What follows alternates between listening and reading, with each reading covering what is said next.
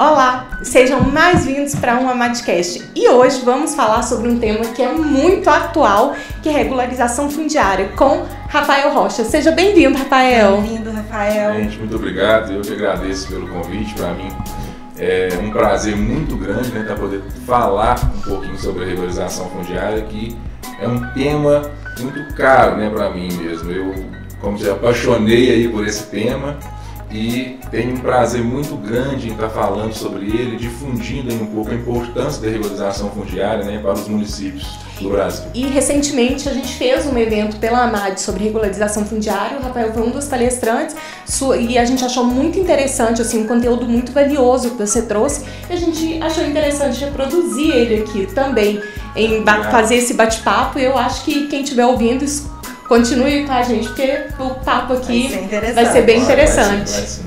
Rafael, antes da gente entrar mesmo no tema de REUB, conta um pouco da sua trajetória profissional e até chegar a REUB mesmo, que te levou. Então, vamos lidar desde a formatura, Eu me formei em 2006 pela PUC Minas em Betim e me formei e retornei para a minha cidade, que era Pompéu. Então já estagiava aqui em Belo Horizonte, no escritório de advocacia aqui do Dr. Vinícius Leôncio, que é uma advocacia tributária, mas ali eu não me encontrei ainda muito nesse ramo e tive uma oportunidade na época no escritório que me convidou na minha cidade. Eu acabei retornando para lá, começando a trabalhar lá como, digamos assim, como clínico geral, Acho que todos nós começamos dessa forma, como clínico geral da advocacia. E posteriormente eu fui convidado também para estar trabalhando como assessor jurídico da Câmara Municipal de Pompéu, no qual fiquei 2 anos. E em 2017 o atual prefeito me convidou anteriormente para estar fazendo parte da coordenação da campanha dele. Já tinha uma pequena experiência com política. Eu até cheguei a ser candidato a vereador uma vez, mas acho que serviu só para eu ver que eu não queria mexer com isso mesmo, nunca mais na minha vida, sabe? Como candidato, não. Mas, então, assim, eu tive essa oportunidade de trabalhar na campanha política, com ele, onde ele foi eleito e me convidou para estar assumindo aí a Procuradoria Geral do município no ano de 2017. Então, foi aí nesse ano mesmo, que a lei 13465 de 2017 surgiu, nessa nova lei, digamos assim, de regularização fundiária, onde eu tive a oportunidade, nesse mesmo ano, de conhecer essa lei. A prefeitura, a gente recebe muitos folders, de cursos, de treinamentos. Então, recebi esse treinamento de regularização fundiária. Até então, eu confesso que eu não tinha um conhecimento sobre o que era. A gente tinha muito aquela visão de regularização fundiária só naquela questão social, muito essa questão social. E resolvi ir fazer esse treinamento para ver do que se tratava. E como eu costumo dizer, foi uma paixão realmente à primeira vista, sabe? Quando eu bati o olho nessa regularização fundiária, eu falei, nossa, isso aqui é um viés assim, político principalmente, Na época eu pensei muito nessa questão política do prefeito. Falei, nossa, o prefeito tem que regularizar imóveis, entregar imóveis, para ir politicamente. É muito bom, Mas é depois que você vai estudando, aprendendo mais sobre a lei, você vê que a lei é muito mais ampla do que isso, Traz muitos benefícios. Então foi nesse ano de 2017 que eu conheci, no ano que a lei entrou em vigor mesmo, 2017, e já queria trazer para o município de Pompéu nesse mesmo ano, 2017, a gente já queria começar a implantar no município, mas por alguns motivos alheios à nossa vontade, que quem está nos municípios passou por uma fase muito ruim nesse período por falta de repasses financeiros do governo do estado. À época, nós tivemos a crise, aquela greve de caminhoneiros, que foi um caos também. E aí, posteriormente, no ano de 2018, nós queríamos começar a implementar também a regularização no município. Veio o ano eleitoral, que eram as eleições nacionais, onde também era proibido naquele ano começar o programa de regularização naquele ano para não ter nenhum problema de uma possível compra de votos, digamos assim, algum tipo de vinculação. Então nós preferimos, daí infelizmente nós não conseguimos. Em 2019 sim, finalmente nós conseguimos implementar, né, a regularização fundiária lá no município de Pompéu. E graças a Deus estamos aí até hoje, né, já temos títulos entregues no município e estamos lá hoje com 3 núcleos, né, já sendo regularizados. Em processo de regularização? Em processo de regularização hoje, além de outros núcleos que são digamos assim, de REURB-IE, né, que a gente vai tratar aqui mais um pouquinho também. Mas assim, meu primeiro contato mesmo com a regularização fundiária foi ali em 2017, onde eu via a importância, né, eu acho que isso seria para o município. Tá? E o que eu tenho observado, lendo, conversando com outros advogados, é que os municípios, de uma forma geral, estão muito perdidos, né? Nem todos os municípios estão com essa assessoria. Por exemplo, desde lá de 2007, que você como procurador parou para prestar atenção, peraí, como que a gente pode aplicar isso aqui dentro do município? A gente tem visto os municípios, assim, muito, o que é isso? Devolvendo verba, as verbas vêm para essa, já com esse título, né, de vinculação, né, para regularização fundiária sendo devolvidas. E, infelizmente, né, isso acontece muito. Sim, sim. Aí é o que eu costumo falar, e vou até ler uma frase aqui que eu gosto muito mesmo, eu trago sempre quando eu vou falar, eu gosto muito dessa frase, que ela eu tinha tirado do livro de Provérbios, que, para quem acredita, né, eles falam que o livro de Provérbios foi escrito pelo rei Salomão, né? E o Salomão foi, digamos, além do Aladim, né, da lâmpada de Aladim, acho que foi a única pessoa que teve a oportunidade de desejar, de pedir o que quisesse a Deus, né? Então, que Deus chegou para ele, segundo a história, né, e ofereceu ao Salomão: você pode pedir o que você quiser que eu vou te conceder. Então, ele, ao invés de pedir riquezas, né, honras, né, de mulheres, né, esses prazeres, digamos, mundanos, ele pediu simplesmente sabedoria e conhecimento, né? Porque ele entendia que com sabedoria e conhecimento ele conquistaria todas as outras coisas, né? Então, assim, ele traz essa frase que ele diz que prefira a minha instrução à prata e o conhecimento ao ouro puro, pois a sabedoria é mais preciosa do que rubis. Nada do que vocês possam desejar comparar-se a ela. E é muito certa, assim, eu acho, essa frase, né? Porque sem conhecimento, sem instrução, sem preparo, a gente normalmente fica estagnado, não sai do lugar. Não sei se você pode reparar, quanto mais conhecimento, mais contatos, mais instrução você adquire, naturalmente você começa a galgar, né, passos maiores. Então isso aqui para mim é uma frase, assim, digamos assim, é uma história, uma frase que já se provou com o tempo, né? São situações que já são provadas com o tempo. E eu costumo também falar o seguinte: a gente vê na nossa área de advocacia, por exemplo, os advogados, né, os mais bem-sucedidos normalmente são aqueles que detêm maiores conhecimentos, né, dentro da sua área de atuação. Então, eu gosto aqui muito dessa frase. E aí, pegando o gancho da sua pergunta, Elisa, porque realmente é o problema, é onde que falta isso aqui. Então, assim, a falta de conhecimento dos municípios, dos gestores públicos, que às vezes não deixam que eles façam a regularização fundiária. Porque eu costumo dizer o seguinte: quem conhece, quem sabe o que é regularização fundiária, não tem porquê, né, o município não fazer ou não trazer isso para os seus municípios. Aí a gente ouve muito, né? A gente vai nos municípios, conversa com os prefeitos e muitas desculpas são dadas, né? Então, assim, você vai, eu não vou fazer aqui no meu município porque, por exemplo, eu não tenho uma equipe técnica capacitada, né? Eu não vou fazer aqui no meu município porque nós não temos dinheiro, por exemplo, para fazer, eu não tenho pessoal, né? Ou também eu não quero, né? Eu não quero. A gente ouve de tudo, sabe? Mas, infelizmente, é uma falta de conhecimento mesmo, tanto do prefeito quanto dos seus gestores, porque se o prefeito tem que ter conhecimento da regularização, porque como que ele vai cobrar dos gestores uma coisa que às vezes nem ele tem conhecimento, né? Então, a gente tem visto que isso vai mudar, sabe? É uma questão de tempo para os prefeitos tomarem conhecimento e entenderem, né, a importância da regularização. Mas hoje, de fato, aí eu sinto um pouco de falta de conhecimento, de resistência, sabe, dos municípios de estar implementando a regularização nos municípios mesmo, dos prefeitos estarem implementando a regularização no município. E Rafael, para quem está nos escutando, assistindo agora, até para quem nunca ouviu falar de REUB, porque pode acontecer, claro. Vamos só passar assim, né, didaticamente o que seria mesmo a REUB. Claro. Vamos sim, bem rápido, nós vamos fazer aqui né?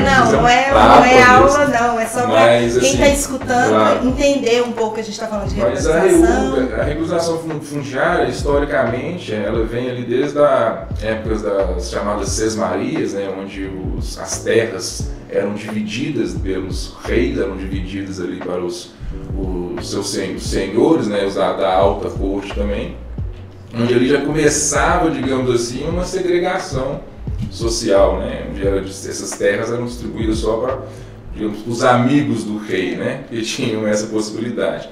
Mas aí veio, nós temos hoje, né, a REUB hoje, ela é entendida como um conjunto de medidas jurídicas, urbanísticas, sociais, destinadas à incorporação dos núcleos urbanos informais ao ordenamento territorial urbano, né? Ou seja, pegar o que está irregular e tornar aquilo regular, incorporando aquilo ao ordenamento urbano. Em suma é isso. A lei traz essa classificação, que eu acabei de dizer, que são medidas jurídicas, urbanísticas, sociais, ambientais, destinadas à incorporação dos núcleos urbanos. E aí é onde que eu gosto de mostrar também a necessidade aqui que a lei fala, ela traz medidas jurídicas, urbanísticas, ambientais e sociais, né? Então aqui você vê a multidisciplinariedade de profissionais que são necessários, né, para você trabalhar com uma regularização fundiária. Então, no próprio conceito da regularização fundiária, ela te mostra que você precisa, são medidas jurídicas, então você precisa de um advogado. Existem medidas urbanísticas, então você precisa ali de um engenheiro, de um arquiteto, né? As medidas ambientais, que são inerentes aí ao engenheiro ambiental, um geólogo, um biólogo, né? E as sociais, que seria aí na casa da assistência social. Então, assim, a regularização fundiária, ela é hoje, simplificando, né, que eu gosto desse conceito, assim, é regularizar o que você não conseguiria regularizar pelas legislações tradicionais. A não ser que esteja uma situação muito calamitosa, ou seja, de risco de vida, né, enchentes, desabamentos, todas as outras situações, possivelmente, elas vão ser passíveis de regularização fundiária. E dentro da regularização fundiária, nós temos hoje dois conceitos principais, que se divide em REUB-S, que é a REUB de interesse social, e a REUB-E, que é a REUB de interesse específico. A REUB-S, ela é aquela destinada para pessoas de baixa renda, né? A lei traz que, para você classificar um núcleo como sendo REUB-S, esse núcleo deve ser caracterizado como 50% mais um como sendo de baixa renda. E até o decreto que traz essa classificação, que é o decreto 8.310 de 2018, ele traz a classificação da baixa renda. Então ele fala que para os núcleos serem classificados de baixa renda, as pessoas têm que ter a renda familiar de até 5 salários mínimos. Então, mas eu sempre falo, é um salário alto hoje para a média brasileira, né? Então assim, você fala, mas a maioria dos núcleos vão ser classificados como essa. Mas nada também impede que os municípios façam uma regulamentação, né, e determinem essa renda mínima, digamos assim, a renda máxima, né, para que seja enquadrado dentro da REUB-S. Então, assim, a lei permite que o município faça isso, até por decreto, e classifique por exemplo, pela realidade. Então, o município, só que ela fala que tem que ser até 5 salários mínimos, então não pode ultrapassar esses 5 salários mínimos. Uma outra definição também da REUB-S é com relação às infraestruturas essenciais que são necessárias, né, para a regularização dos núcleos. Então, quando você pega um núcleo, por exemplo, que não tem infraestrutura, né, quando eu falo infraestrutura, aqui para a lei de regularização seria água, Seria água, luz, esgotamento sanitário e alguma forma de drenagem também, que é o que a lei exige. Então essas seriam as infraestruturas essenciais. E na REUB-S, quem arca com isso, né, os custos das infraestruturas ficam a cargo do município. Então, se o município classificou uma regularização fundiária como de interesse social, quem tem que arcar com a infraestrutura daquele núcleo, né, é o município. Tá? Na REUB-S também tem uma outra vantagem, porque os beneficiários da REUB-S não têm custo nenhum. Então, assim, ele não paga para registrar o imóvel. Então, ali, ela pode ser de duas formas. Por exemplo, a REUB-S, o município pode promovê-la e arcar com todos os custos, né, através de uma licitação ou de um credenciamento, ou também a comunidade, ou bairro, a associação pode contratar uma empresa, né, pedir ao município que classifique aquele núcleo como S, da mesma forma, e que, se ele assim entender, ele vai classificar aquele como S. Se faltar infraestrutura no núcleo, ele tem que dotar de infraestrutura. Mas em muitos casos, são bairros, às vezes, por exemplo, que já são bairros antigos, que já existem na cidade e que já tem toda a infraestrutura, já tem asfalto, já tem luz, só não tem documento. Então a gente faz seria uma REUB meramente titulatória, né, só para entrega de documentos. Então, nesses casos, os municípios podem aceitar. Então, assim, ele aceita a REUB-S, porque ele não tem custo, não vai ter custo. O custo do município seria só operacional, né, de pessoal mesmo. Ele aceita e faz também normalmente, né? Então, ali dentro do processo, ele vai explicar que ali naquele bairro já existe todas as obras de infraestrutura essencial e que é dispensado, né? Então, a REUB-S tem essas vantagens, né, que não há custo de infraestrutura, há custo do município, e não há nenhum tipo de custo com emolumentos ou registro cartorário para o primeiro registro. Tá? Na REUB-E é simplesmente o oposto. Então, assim, até o que a lei fala, o que não é enquadrado em REUB-S por eliminação seria REUB-E. Entendeu? Isso até a própria lei diz isso. Então, assim, se não enquadrou aqui em REUB-S, é REUB-E. E na REUB-E, a infraestrutura toda ela é arcada pelos requerentes, né? Aí vai depender de quem se é o loteador, né? Pode ser requerido até pelos próprios moradores, ali podem se juntar, fazer o requerimento e depois podem arcar também com a infraestrutura essencial e depois pode até entrar com uma ação regressiva cobrando, né? Se não foi o próprio loteador, cobrando aquelas obras de infraestrutura do loteador originário, né? Então, as duas, existem outras modalidades que vão discutir, a gente fala da REUB nominada, REUB mista, que não existe esse nome na verdade, REUB mista, mas no fundo, todas as classificações vão ser ou S ou E. E as diferenças principais entre elas são só essas. As classificações são exatamente para isso, para saber quem vai arcar com a obra de infraestrutura e se vai haver custos, né, emolumentos cartorários ou não. Entendi. E a importância, por exemplo, é óbvio que o processo todo envolve vários profissionais, mas o advogado também é muito importante na REUB. O que você pode trazer, assim, porque como nós temos muitos associados e muitos querendo agora, olhando para essa área, tentando despertar e se aprofundar na matéria, qual que seria o papel fundamental do advogado aí? O que você pode nos dizer? Como eu disse, a REUB ela é uma ação multidisciplinar, né? O advogado, como arquiteto, engenheiro, ambiental, são chaves e peças importantíssimas e imprescindíveis para um processo de regularização fundiária. Mas o advogado, eu vejo que ele é muito essencial, porque só de tratar de lei, é uma lei, só por si só ser uma lei, né? Quem entende lei, estuda lei, no meu modo de ver, é o advogado, não é o arquiteto, né? Então, assim, e outra coisa, dentro desse processo de regularização fundiária, a gente trabalha muito com emissão, por exemplo, de ofícios, tratativas com juiz, porque às vezes tem processo de regularização fundiária onde o lucro está judicializado de alguma forma. Então você tem que ter uma tratativa para fazer aquela resolução desse processo. Você tem uma tratativa com o oficial do cartório de registro de imóveis, né? Emissões de ofícios, que são todos dentro dessa lei.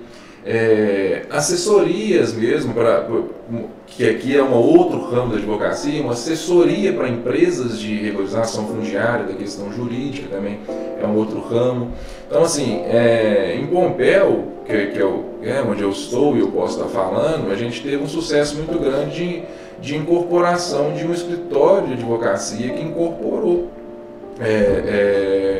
arquitetos e engenheiros, sabe, para trabalhar. Então você vê que é uma mudança de perfil, né? Não é que você entra, você está entrando aqui num escritório de advocacia, você olha para o lado, tem um engenheiro, tem um arquiteto, né?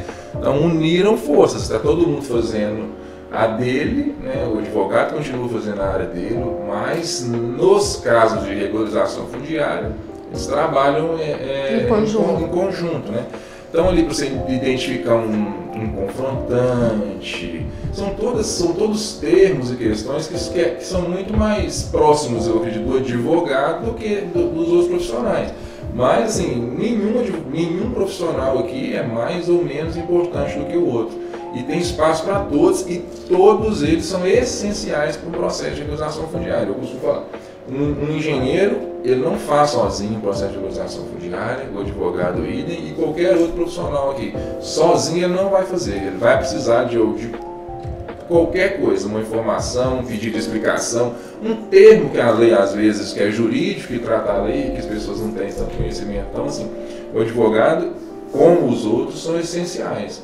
Então, hoje, para o advogado, dentro da regularização fundiária, o que eu enxergo é ou empreender, né, nessa área, tá abrindo uma empresa junto com esses outros profissionais, ou tá nessa área, às vezes, de palestras, de prestação de assessorias, né, para algumas empresas de regularização fundiária, serviços inclusive que eu já até presto para algumas empresas, entendeu?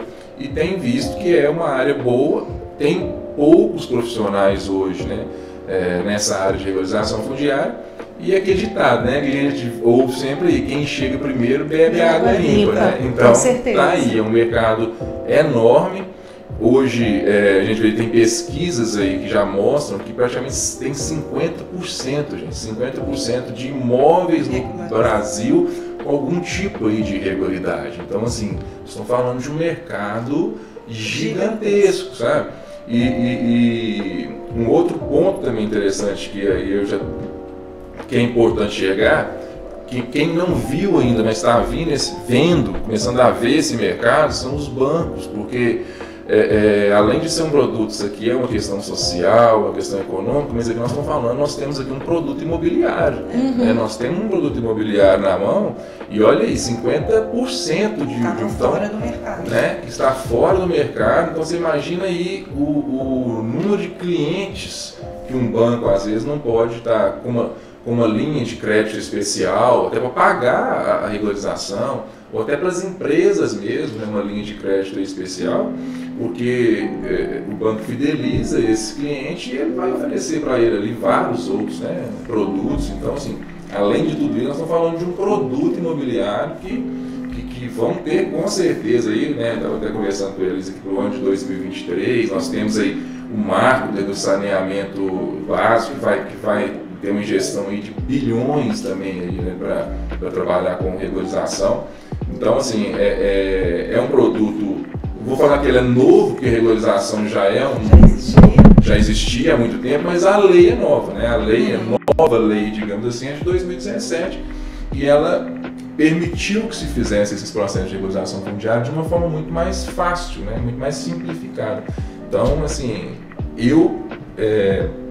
se eu posso dar uma dica aí para o advogado, né, às vezes até para os jovens advogados, olhem, né, para essa área, para a regularização fundiária, que certamente é uma área assim, muito, muito promissora para os advogados. E o primeiro passo, então, para quem quer ingressar nessa área é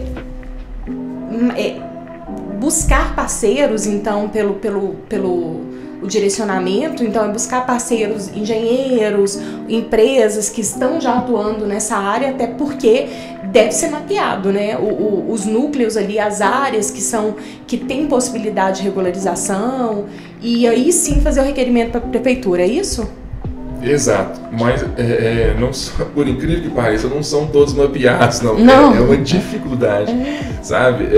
Mas é isso, sabe? O advogado que quer, né, aquele negócio, é ir para o campo mesmo. O que a gente faz é a regularização fundiária.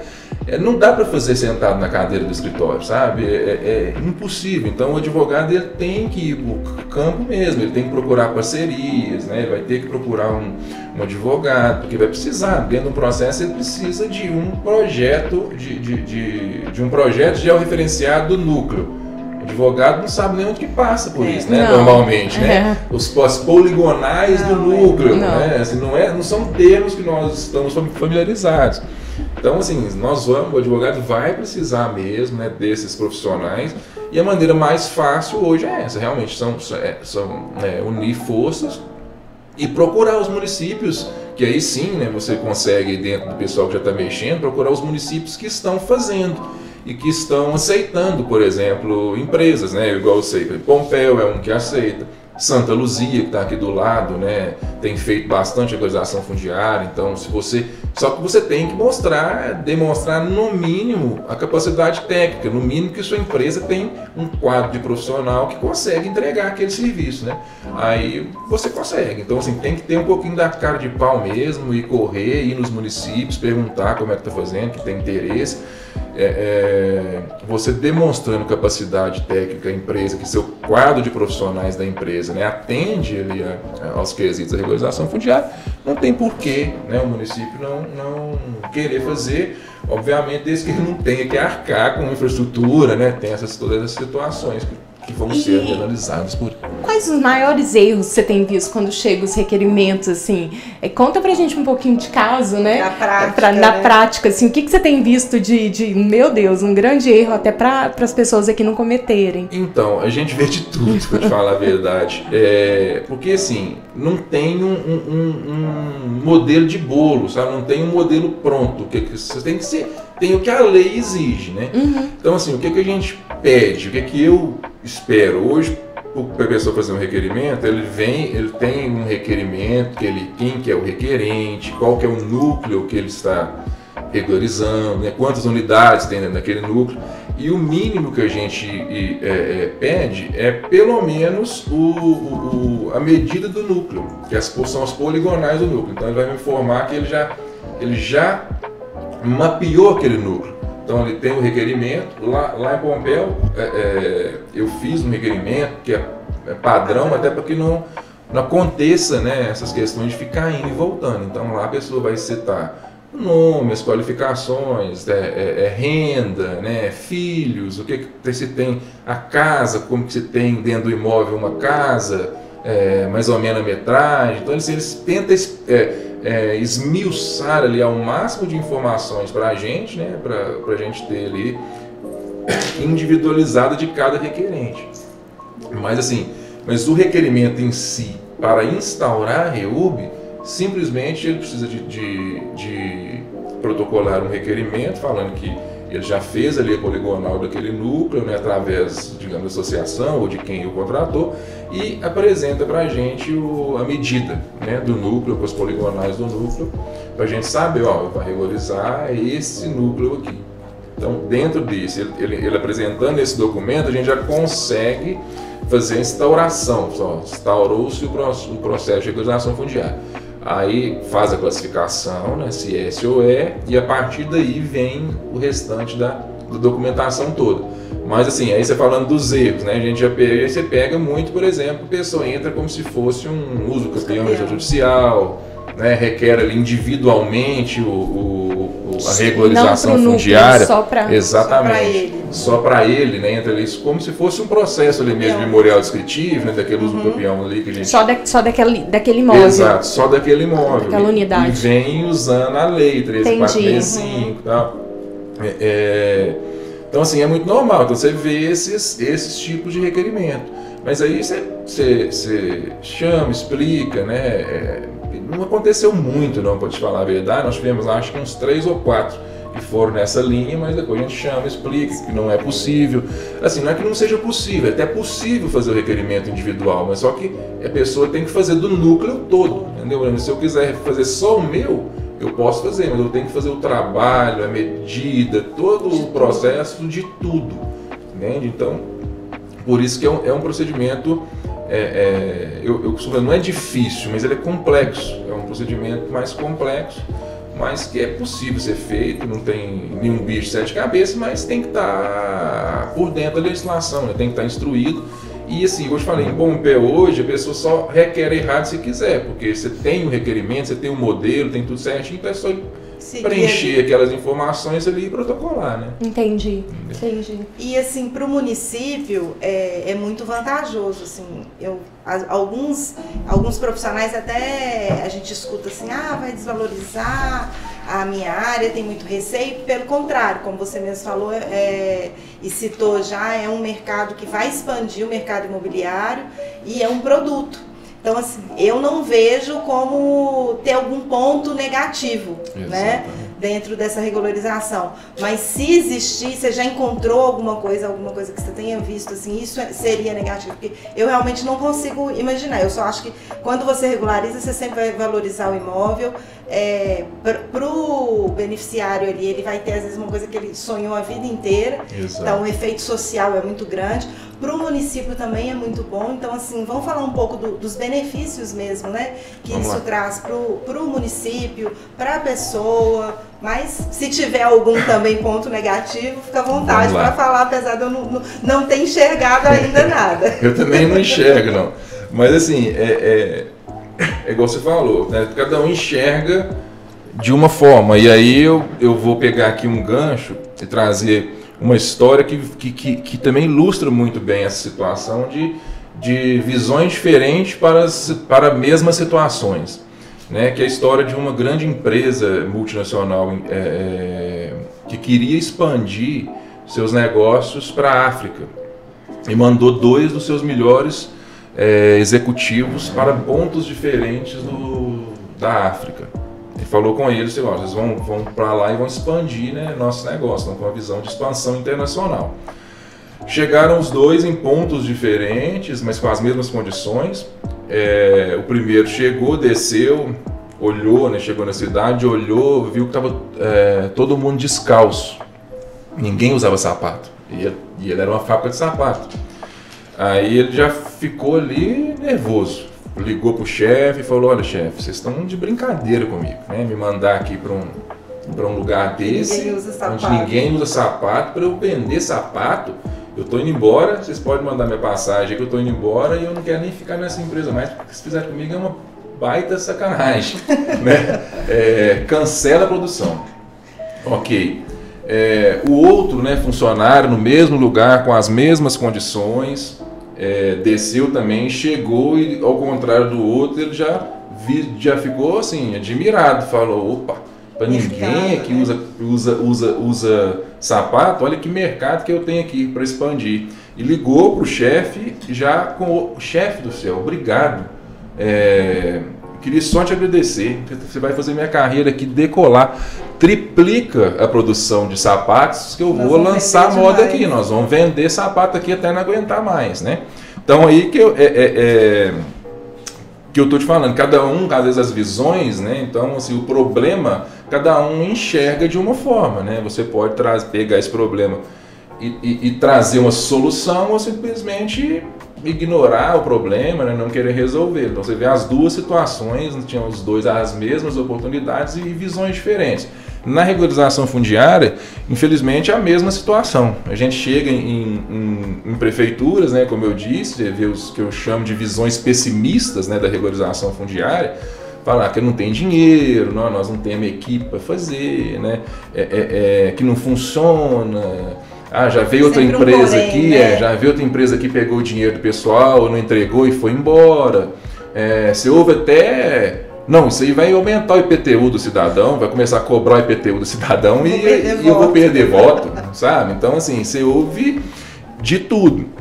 Mas do contrário também nós temos os otimistas, né, que conhecem a importância, sabem dos impactos que uma regularização fundiária causa e pode trazer para o município, né, não mede esforço, né, para estar realizando, para fazendo, busca jeito de fazer, pega aquilo e transforma uma regularização fundiária como uma prioridade, né, dentro do município, que tem que ser uma questão de prioridade.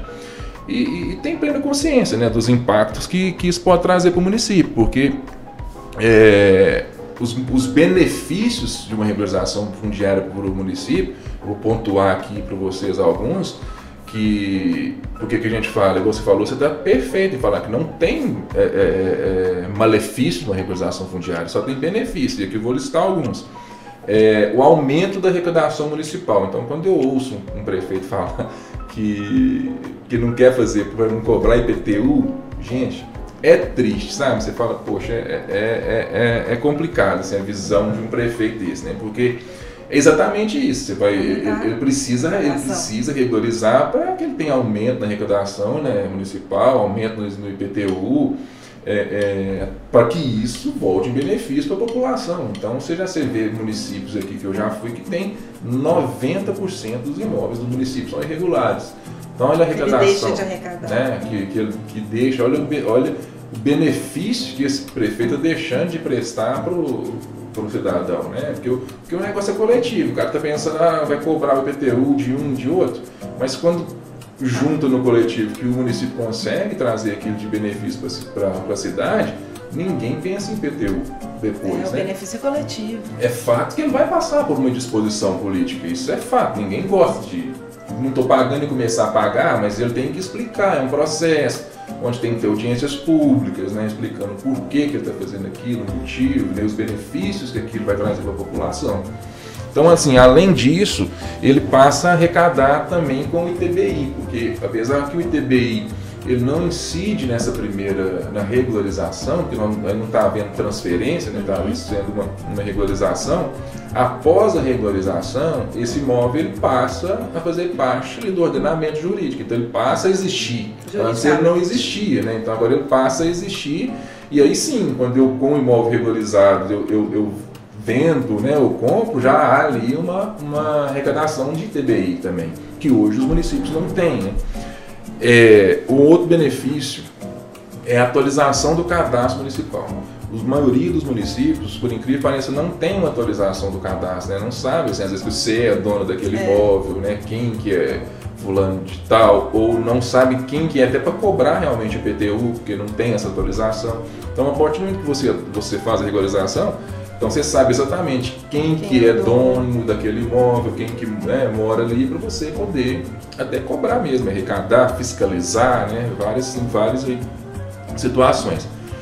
Um outro grande benefício é a valorização dos imóveis municipais, dos imóveis como um todo, né? Vocês que trabalham com direito imobiliário, vocês mais do que ninguém sabem que um imóvel irregular ele vale muito menos do que um imóvel regular. Então, né, a partir do momento que você regulariza um imóvel, ele passa a ter aí um aumento de 30% e a 40%, né, do valor do imóvel aí, que aumenta. Então, isso assim, é um benefício muito grande. Então, eu sempre gosto de explicar, inclusive, fazer essa relação. Eu falo, olha, o seu IPTU, quando você for explicar isso para o seu cidadão, né, para os munícipes, o IPTU aumenta. Mas o seu imóvel valoriza numa proporção muito maior do que o aumento do IPTU, quando você vai fazer, né, um cálculo. Então, é uma questão só de pensar um pouquinho, você vai ver que isso não faz sentido, né, para o prefeito não regularizar simplesmente por questões de IPTU.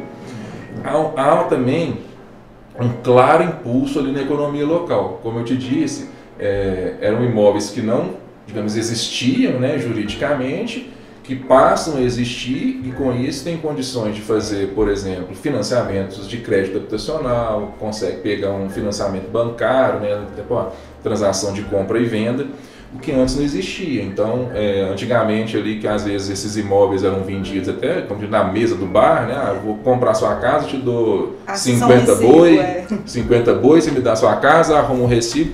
fica ali, que o dinheiro está aqui, mas não tem um impulso externo, né, de economia externa. Com isso, com os imóveis irregulares, você consegue até acesso a créditos externos, né, como créditos habitacionais, né, de reforma, até para compra e venda. Então há um impulso também ali na economia local, né. Há uma nítida também inclusão social, porque em muitos casos, a maioria desses casos, essas pessoas, quando são, por exemplo, de regularização fundiária social, não têm acesso, às vezes, a infraestruturas básicas mesmo, como água e luz. Então, assim, para você conseguir hoje pôr água e luz, né, essas concessionárias de serviço, elas exigem que você tenha um número, né? Então, você tem que ter um número da sua casa. Se não está regular, você não tem número, né? Na maioria dos locais você não consegue um número. Não tendo um número, a pessoa não consegue. Então, a água e luz, que são, assim, como digamos assim, dois fatores essenciais, eu acho, hoje para sobreviver, né? Imagina você pagar essa luz aqui, por exemplo, né? Ficar sem água e luz é terrível. Então, obviamente, o que eu falo também é a questão política, né? A gente não pode ser hipócrita de dizer que isso não é um benefício político muito grande para o prefeito, né, que está fazendo isso. Então, eu brinco na época, meu pai já foi também prefeito lá no município, né? A gente vai, acho que a gente diz sangue, esse negócio de política, né? A gente não faz. Mas na época do meu pai, que fazia aqueles mutirões de casa da Coab, né? Então, assim, o povo costumava pôr o quadro, né, do prefeito, um político, assim, na parede de casa mesmo, né? Que entregou pela gratidão de ter dado uma casa que não deu nada, né? A pessoa está pagando ali, mas na cabeça dela ela deu, e realmente são valores muito pequenos que pagam. A gente ainda vê isso até hoje, né? Quando ganha uma caixa d'água, quando ganha um poço artesiano. Exatamente. Isso na minha cidade ainda tem muito. Não é? Então assim, a gente vê isso realmente até hoje em dia. Mas aí tem essas... são esses, né? Alguns benefícios que eu acho que são... Sim, que não dá para fechar os olhos. Então, igual eu te falei, você chega num município que está com 90% dos imóveis irregulares, como que o prefeito não quer regularizar para aumentar, né, impulsionar dessa forma? O desenvolvimento mesmo, exato, exatamente. Do município. Até porque o imóvel irregular, ele facilita, né, a negociação, ele proporciona. A prefeitura é beneficiada também diretamente por causa da arrecadação, então... mesmo o trabalho de conscientização aí, né, dos prefeitos e também da população como um todo, de entender, não é que você vai pagar o IPTU, você tem tanto benefício, você vai pagar sorrindo esse IPTU. Exato. Então, primeiro, acho que é muito importante também, né, nessas regiões, sempre ter esse trabalho de conscientização no início, justamente para as pessoas verem a oportunidade e como que vai valorizar o seu imóvel. Para a economia vai fomentar muito, o próprio prefeito também ter essa visão, às vezes é falta mesmo de conhecimento que trava e não deixa, né, proporcionar a implementação da regularização nos municípios. Exatamente. E assim, a gente consegue utilizar essa lei, a REURB, tanto para imóveis rurais quanto para imóveis urbanos, porque aí vem muito, né, já de cara pelo nome, regularização fundiária urbana. Não, sim. Essa dúvida. Ela é tanto para áreas rurais quanto urbanas. Apesar da lei falar isso, né, tirar essa dúvida, mas ela é muito clara. São imóveis rurais ou urbanos. Então, assim, o que a lei ela pontua muito, desde que a situação do núcleo, né, esteja consolidada, né, já seja uma situação ali irreversível, né, não tenha como mais voltar atrás e aquele núcleo ali já seja uma situação consolidada, só tem uma exceção para que não possa ser feito em áreas rurais, desde que o módulo, digamos, o módulo rural, exatamente, tem que ser do tamanho do módulo rural que é atribuído dentro do município, que normalmente em 2 ou 3 hectares, né? Por exemplo, são 3. Aquele para legitimar. Isso, então assim, é a única exceção. Então, assim, para fazer em áreas rurais, o módulo não pode ultrapassar o limite que é definido pelo município. Tá? Então, aí do contrário, seriam as mesmas regras para regularização normal. Uma outra coisa também, que a maioria dos casos, a não ser raríssimas exceções, seriam REURB, tá? Por exclusão, porque normalmente essas áreas rurais são loteamentos irregulares, clandestinos, mas que são sítios, né? Não são balneários, chácaras, já é um segundo imóvel, o que a lei também restringe para a questão de REURB-S, né? A lei também fala que se a pessoa for proprietária de mais de um imóvel, ela não pode também fazer REURB-S, ela só pode fazer REURB-E. Tá? E aí sim, a gente entra em REURB-E, tem a questão seria também de núcleos de industriais, centros industriais, onde são indústrias, seria REURB-E, poderia fazer REURB-E. Uma outra coisa interessante também, às vezes para vocês, que aqui em Belo Horizonte, você consegue fazer, por exemplo, a regularização fundiária de condomínios, que são prédios, né? Às vezes um prédio, aquele prédio ali, ele é considerado um núcleo urbano informal. Então você consegue aplicar a regularização fundiária também para um prédio, um condomínio que existe esse tipo de situação aqui em Belo Horizonte. Então você consegue aplicar também a lei para esse, que aquilo também é considerado um núcleo urbano informal, que já está constituído, é irreversível também. Entendi. Então assim, cada caso, né, na regularização que você for pegar é um caso, não existe uma receita, né, como que você faz assim, assado, você tem, digamos, você tem ali um molde, mas dentro daquele molde vão ter situações diferentes, sabe, para cada tipo de regularização. Muito legal, uau, realmente foi assim, eu tomei um monte de nota aqui, minha cabeça tá fervilhando de ideias. Acaba que abre assim, a gente vai pensando em várias, desperta mesmo, porque tem muitas, os imóveis são muito numerosos a irregularidade, então assim, quando condomínio, mesmo o módulo rural, a gente em Belo Horizonte não tem essa situação, mas a gente pensar em Minas, que aí a maioria dos municípios tem, Nova Lima, tá aqui em Santa Luzia, que eu tô te falando, assim, Contagem, Esmeraldas, gente, Esmeraldas é muito loteamento. Eu falo, pessoal, não precisa de brigar por causa de serviço, tem espaço, sabe? Tem espaço para todo mundo e assim, entrar, igual eu falei, o advogado, igual eu te falei no começo, né? Quem começa agora vai beber uma água mais limpa lá na frente, né? Preparar, estar bem antenado, né, ali dentro da legislação, que não é um bicho de sete cabeças não, tá? Dá para fazer sim. Agora, eu acho que o desafio maior é mostrar isso de fato para os municípios, tá? Fazer os municípios, os prefeitos terem credibilidade, né, sabe? Ter credibilidade nisso. E aí eu até fico brincando, eu acho que é uma pauta que tem faltado, inclusive, hoje até para os nossos candidatos, sabe, à presidência. E ninguém tá falando de regularização fundiária. Eu até sei que no plano de governo, às vezes cita, né, mas você não vê ninguém falando sobre isso, né, destaque, né, sobre uma política de regularização fundiária, que eu acho que seria assim, muito importante, sabe? Também acho. Devido até à irregularidade, esse percentual altíssimo seria para eles falarem o tempo todo, porque é um assunto, né, que é urgente. Exatamente, é muito urgente, tá aí, a situação é real, né, assim, então você colocou uma questão, Elisa, também que é muito importante, eu agora lembrei, que é a questão da perda de verbas em imóveis que estão irregulares. Então, acontece muito, eu tenho até um amigo meu que trabalha na aprovação de contas da saúde do estado de Minas. Então, ele estava me falando isso, o tanto de recursos que os municípios têm perdido, então ele estava me procurando para saber se tinha alguma coisa que a gente podia fazer, porque, por exemplo, às vezes o estado libera um recurso para uma reforma de um PSF. Aí quando você vai ver, o PSF não tem documento. Então ele não pode receber o recurso porque não tem documento.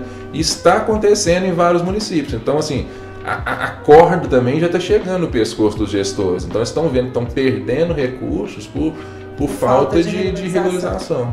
Sabe? Então, assim, é questão de tempo para as pessoas atentarem de fato para a regularização fundiária. Isso é verdade. Rafael, já encaminhando para o final, passou muito rápido, né? Eu já estou aqui pensando na segunda parte desse podcast, porque eu achei muito interessante, muita coisa. Eu preciso amadurecer agora algumas ideias, né, Alana? A Alana tá ali no bastidor, mas a gente tem que amadurecer, né, Ana? Algumas ideias aí, porque eu acho que eu fui tomando nota ali. E, assim, você trouxe logo no início um provérbios que eu achei muito inteligente, eu gosto muito também do livro de provérbios, mas conta pra gente, fala pra gente uma frase que te motiva, aquela frase, porque eu sei que lidar com, estar à frente, né, você tá na procuradoria, então você lida com pessoas o tempo todo e com esse jogo de cintura de política, isso realmente requer da gente muito mais habilidade, mas conta pra gente uma frase que te motiva, que você tem como lema de vida, que você tem realmente ali como um mantra. Olha, eu tenho essa que eu li aqui para você e tem uma outra que eu não vou me lembrar agora o autor, eu não lembro também ela de cor, mas a ideia é o seguinte, a ideia da frase seria o seguinte, eu vou falar 3, tá, gente? Tá. Porque aqui, que essa daqui eu queria também, a ideia é o seguinte, seja tão bom ao ponto que as pessoas não poderão te ignorar. Então, assim, a frase não é exatamente isso, mas a ideia é essa. Então, assim, que você seja bom ao ponto de que as pessoas já não possam mais te ignorar, né? Então, e isso só depende da gente. Então, assim, eu tenho essa frase, eu tenho esse pensamento como um mantra muito na minha vida, porque se eu for bom, né, em alguma coisa, eu tenho certeza que em algum momento isso vai ser reconhecido. E aí nós vamos trazer também uma outra frase aqui. Mas a primeira frase é essa. A segunda, eu já falei aqui, mas eu vou ler de novo, porque eu gosto muito mesmo, porque eu acho que conhecimento e sabedoria nunca são demais, que eu vou repetir, que prefiram a minha instrução à prata e o conhecimento ao ouro puro, pois a sabedoria é mais preciosa do que rubis. Nada do que vocês possam desejar comparar-se a ela. Tá, gente? Então como diz, ouro, rubi, nada disso, roupa, né? Comprar a melhor coisa, né, é o conhecimento. Com isso você consegue todas as outras coisas. E para finalizar, é uma frase aqui do Ayrton Senna que vai casar com essas situações que eu falei aqui, que é isso: seja você quem for, seja qual for a posição social que você tenha na vida, a mais alta ou a mais baixa, tenha sempre como meta muita força, muita determinação e sempre faça tudo com muito amor e com muita fé em Deus, que um dia você chega lá. De alguma maneira você chega lá. Então essa é uma frase do Ayrton Senna, que eu também gosto muito. E tem um livro também, né? Vocês querem que Sim, então você está escutando o nosso podcast. Deixa eu te perguntar, então. Você tem que perguntar. Não tem problema não, mas não tem problema não. Não, mas pergunta, deixa eu... Vamos. Vai. Então, Rafael, e um livro que te inspira, que pode ser de cabeceira, que você já releu, que deu uma virada de chave, que te despertou mesmo e você mudou, ou você sempre volta e faz uma leitura, porque sempre é diferente quando a gente renova aquela leitura ali. Eu tenho um livro, assim, livro é difícil, né? Porque livros são vários livros, é difícil indicar um livro. Mas eu tenho um sim que me marcou, assim, que eu acho que ele foi uma virada realmente de chave na minha vida, que me fez compreender e perceber as coisas de outra forma, que é O Mais Esperto que o Diabo. Nossa, esse livro pra mim foi incrível. Do Napoleão Hill, você já leu? Então, assim, pra mim, realmente, ele foi, assim, uma virada de chave, sabe? Foi uma aula de uma psicologia ali dentro daquele livro, que parecia que estava falando comigo mesmo, naquele momento da minha vida ali que eu li. Então, assim, esse pra mim, realmente, foi o livro da virada de chave, sabe? Mas eu vou indicar um outro também que eu tô lendo atualmente, que eu adorei, assim, eu tô indicando porque eu tô adorando ele, que é Sapiens, Uma Breve História da Humanidade. Também é muito bom esse livro. Mas assim, para virada de chave, é O Mais Esperto que o Diabo. Leiam, gente. O Mais Esperto que o Diabo também foi um dos livros que me virou muita chave. Só que eu li ele dentro o primeiro contato com ele veio como citação daquele Como Fazer Amigos, Influenciar Pessoas, cita ele. Sim. Então citou ele aí.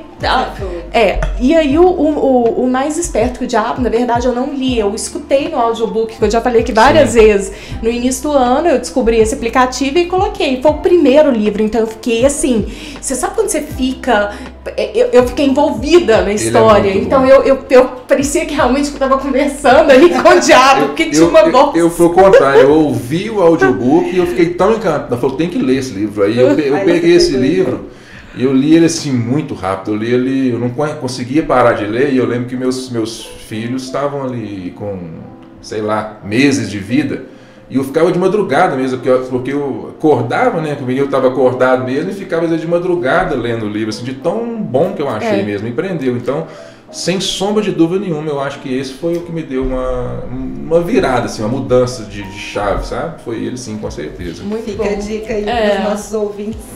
Gente, então é isso. Gostou do papo, Rafael? Ótimo, adorei, gente. Estou à disposição, tá? Que precisar. Você vai voltar. Você vai voltar, pode ter certeza. Com o maior prazer, de verdade, tá? Obrigado pelo convite e parabéns pelo podcast, que tem sido aí de muito sucesso. Todo mundo falando muito bem, e para mim, de fato, é um prazer estar aqui participando com vocês. Ai, que bom, nós estamos felizes, né? Obrigada pela disposição, mais uma vez para a Madi, né? Porque você já esteve conosco presencial, e hoje também de doar seu tempo aqui para compartilhar conhecimento. E é isso. Muito obrigada. Deixando aqui o convite para quem... e onde que as pessoas te encontram, né? Verdade, né? Quem quiser, gente, me acompanhar, minha rede hoje é o Instagram, né, eu só falo hoje principalmente de regularização fundiária, né, tem um pouquinho de família também que eu mesclo ali, mas 80% é regularização fundiária. Meu Instagram é rafaelrocha.eu, no Instagram. Pode seguir lá que tem muito conteúdo bacana lá. Muito legal. E agora sim, para quem ainda não curte o perfil da Madi, para quem não segue o perfil da Madi, siga. Curta, não tô boa nisso ainda não, mas curta esse vídeo, curta também no Spotify, lembrando que a gente tem um novo episódio todas as quartas-feiras, meio-dia no Spotify e às 20 horas no YouTube. No YouTube, aproveita e inscreve no canal também. É isso, então tá, muito obrigada e até a próxima. Até mais. Tchau, tchau.